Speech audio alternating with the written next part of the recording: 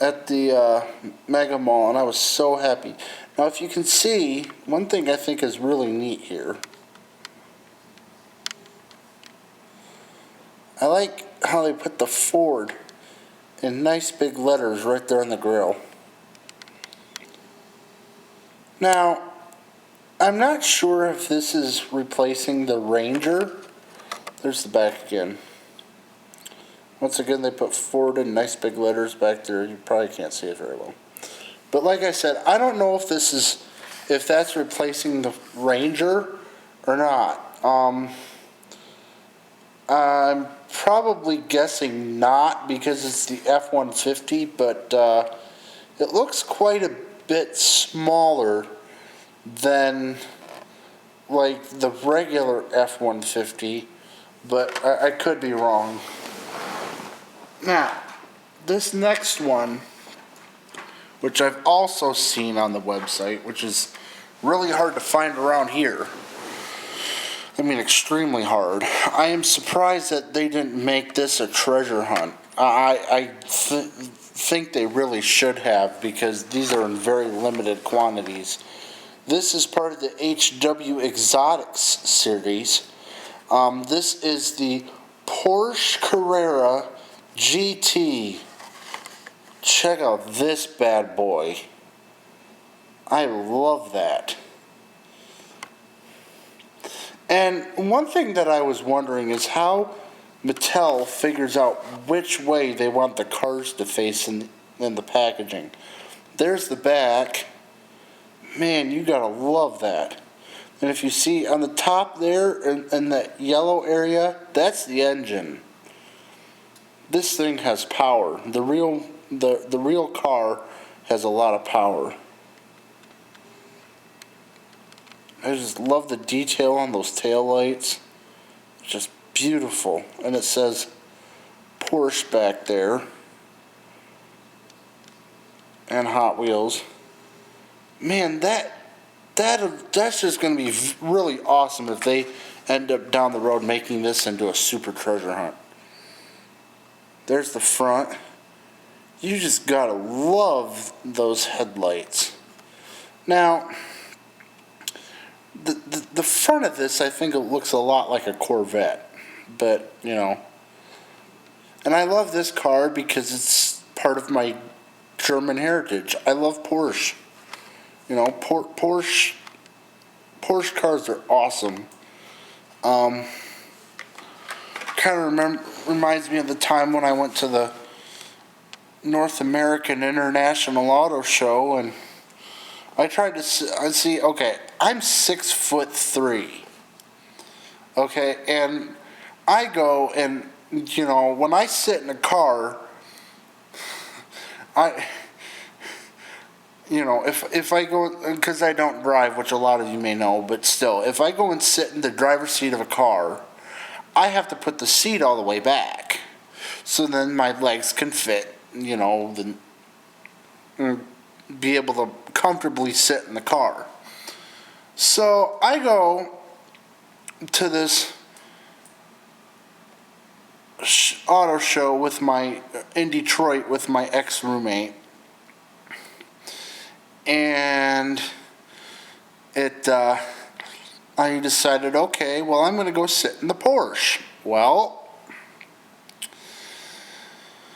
not a good idea. I put the seat all the way back inside and this was a convertible. I put the seat all the way back in this thing. And then I proceeded to sit in it, and I got stuck.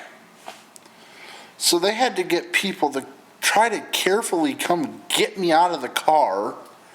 I was stuck.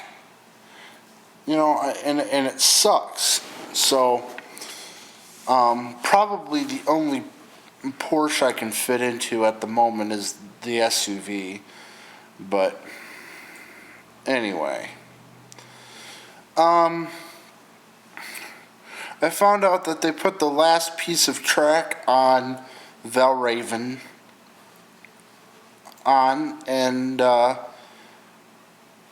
it looks like pretty soon after they get all the electrical work and everything else laid down, we'll get to start testing.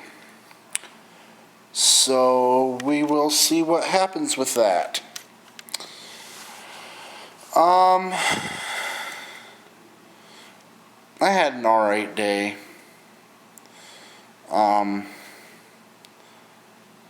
Not much happened that I can really talk about. I'm kind of upset, but that's besides the point. Anyway,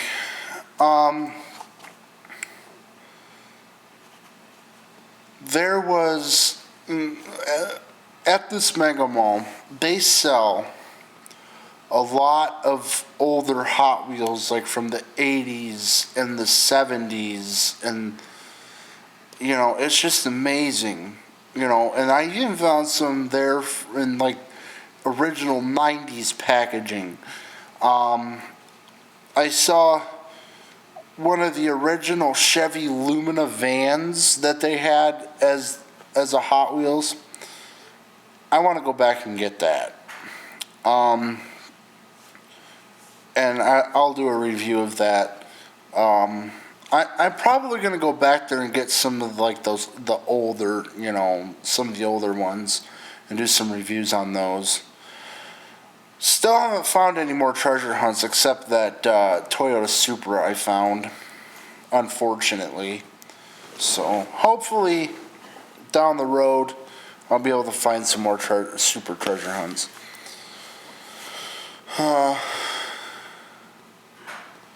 Our good friend John's out there in the kitchen at the moment.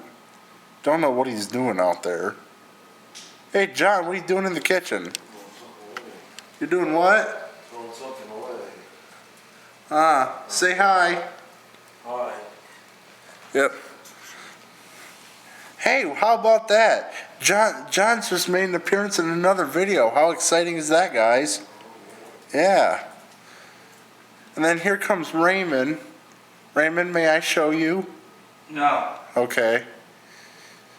You know what you said? What? Did I tell you tried that? What? You said you were going to put me on this so I break the camera? I was just joking, Raymond. I'm serious. I drove back too. Yeah, well, you don't want to say hi to everybody? Alright, Raymond's being a party pooper. Anyway. Other than that, I remember one time when I was traveling, and I seem to remember bugging my mother to stop at some store or whatever. A lot of people, one thing that a lot of people need to know about me is, when it comes to certain places that we don't have here in Michigan, I gotta stop. I've got to go to those stores and, see what's different about it, because there are differences in certain stores. But anyway, I asked my mother to stop at this one store. I can't remember the name of it. I walk in there. I was extremely disappointed because, first of all, the store just opened, but they didn't have anything. It's like, how can you walk into a store and they don't have anything set up right, like I found out they were open for 2 weeks. And they didn't get their full shipment of everything that they're supposed to have. That's not a very good business decision to open up your store if you haven't gotten your full shipment of all of your items. That doesn't make you look very good at all. None. It's ridiculous. I don't understand it. I mean, okay, so, like, for an example, say I own a big, huge grocery store chain, okay? We just opened up a new store, or we're getting ready to open up a new store, and we don't have all of our product yet, to be able to open up the store. Okay, yes, I understand you will lose money doing that, but you know what? Let me tell you something. I would at least delay the store opening until I got all of my product. I'm sorry. I'm just willing to lose that profit. I have other stores that are going to be making profit. So if I have one store that's just got a delayed opening until we get everything, it's not a big deal. And I just wish people would learn. It's just the way, it's just the way things should be.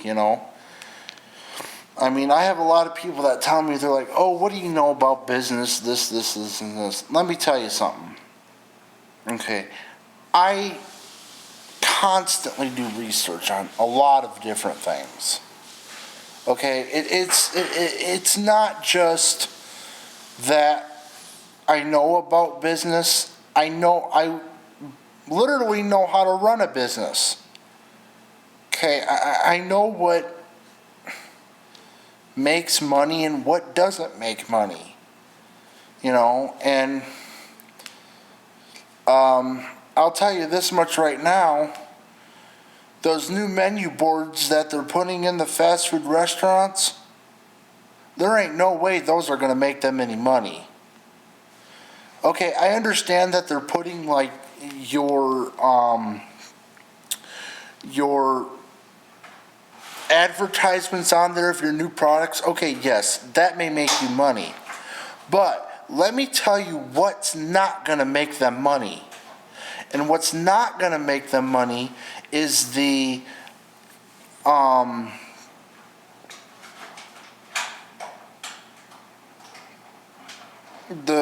way that they quickly switch to those so you can't read the menu. What in the world? Okay, so you're standing there trying to make your decision of what you want to order, and then this stinking advertisement pops up. How in the world is that going to make you money? Because all people are going to do is they're going to get frustrated, and they're going to leave the restaurant. For people like me that have a learning disability and they do that, that really frustrates us.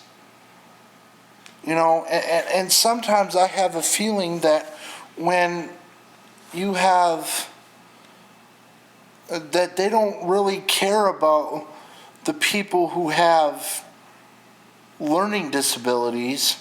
It seems like they only care about the people who have physical disabilities who are in wheelchairs. They need to care about everybody who is disabled. In the disability community is so much more bigger than what these companies think. So, I mean, there needs to be a lot of changes in laws and lots of things.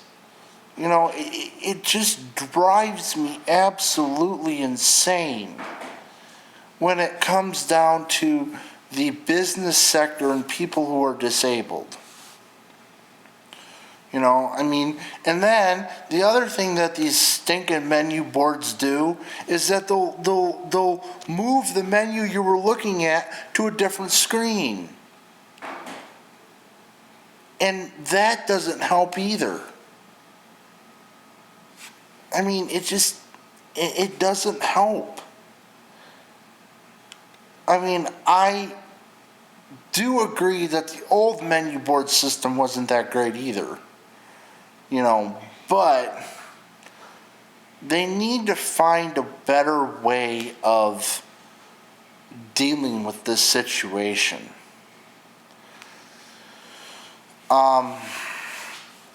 And, it's just, I mean, and then I've also been to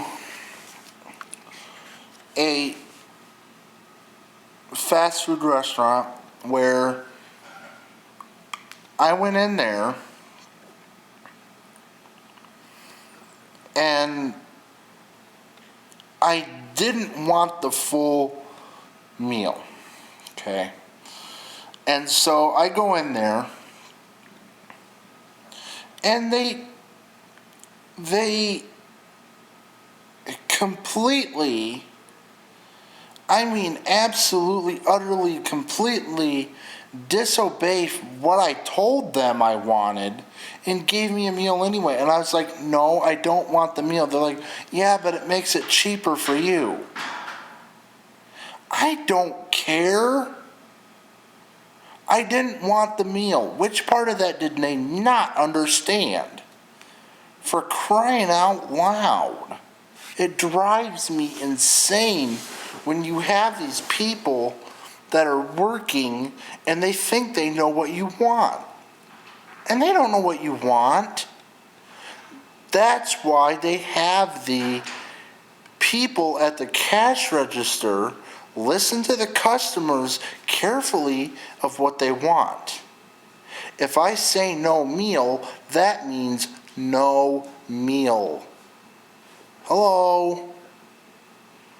If I just want the cheeseburger, I just want the cheeseburger. If I want a cheeseburger and pop, I just want the cheeseburger and pop.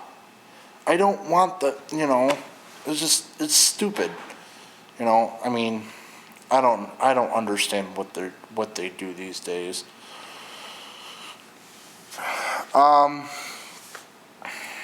There was a point in time where I worked at a restaurant. It wasn't a fast food restaurant. It was a local restaurant. They fired me because I accidentally broke one dish. And yeah, it was an accident. Some people may sit there and say, no, that wasn't an accident. You did that on purpose. No, I did not do that on purpose. I was a dishwasher and they expected us to wear these horrible plastic gloves to wash the dishes with. The dish slipped out of my hands and broke. And then the next thing I realized, I'm getting pulled into the manager's office. They said, we can't have you accidentally breaking dishes here, so we're going to have to let you go. I'm like, what? I'm like, it was just an accident. But I think the full truth behind the story is, I think that they fired me because of my disability. I truly think they did. And I was not told that specifically to my face, but I think that's exactly what it was.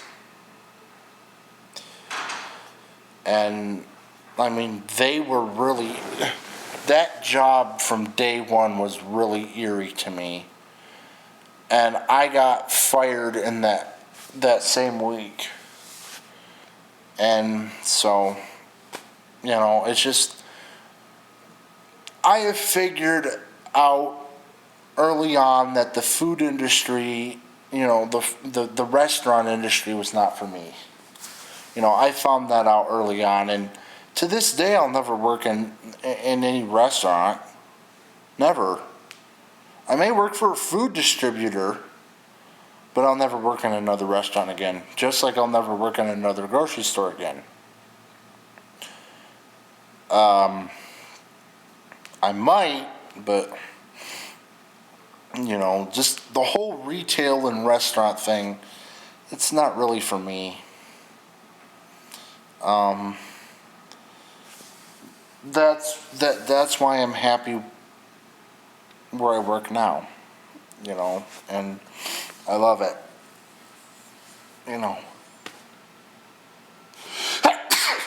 Oh, sorry about that. Hello.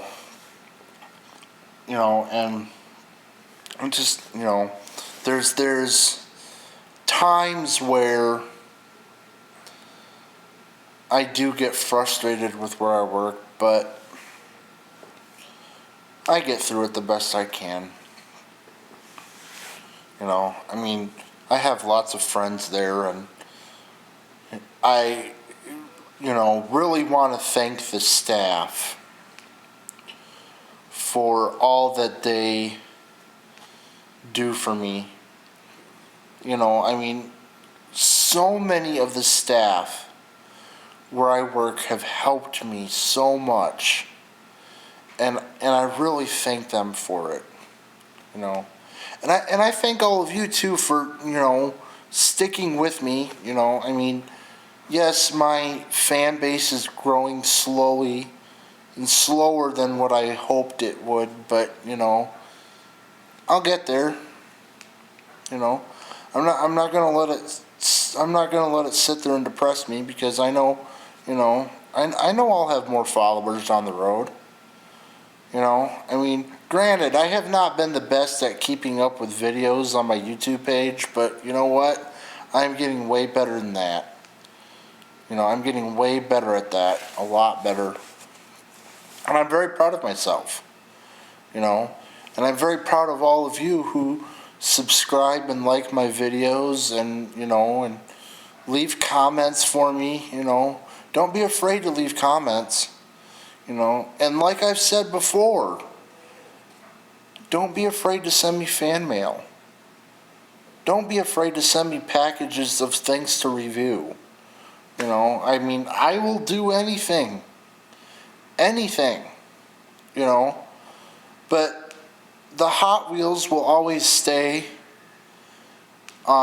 Me doing regular vlog stuff will always stay.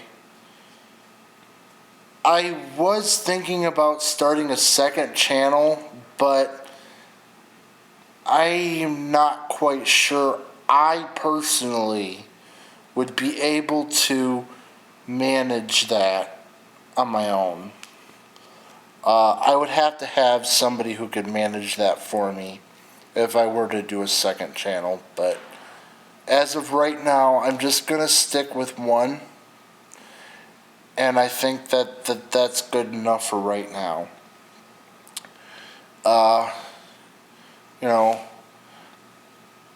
I'm happy to do unboxings of anything. Doesn't matter what it is. As long as it's not alive, and as long as it doesn't have 8 legs. I do not like 8-legged things, and I do not want any of those trolls sending me that crap. Okay? I am severely arachnophobic, and it's not even funny. Okay, if I open up something like that and I catch that, I'm gonna literally freak out, and it's not gonna be on camera. So the fact of the matter is, yeah, just leave that alone. But I'll unbox anything. I do not like watermelon flavored candy. Do not send me anything watermelon flavored. Because I will do food reviews, but watermelon flavored is an absolute no. Another thing that's an absolute no is coconut. I don't like coconut, and it doesn't like me. I'm allergic to coconut. Okay? No coconut.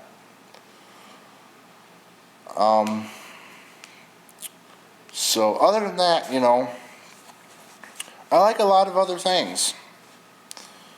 Doesn't matter what it is, I'll review it. So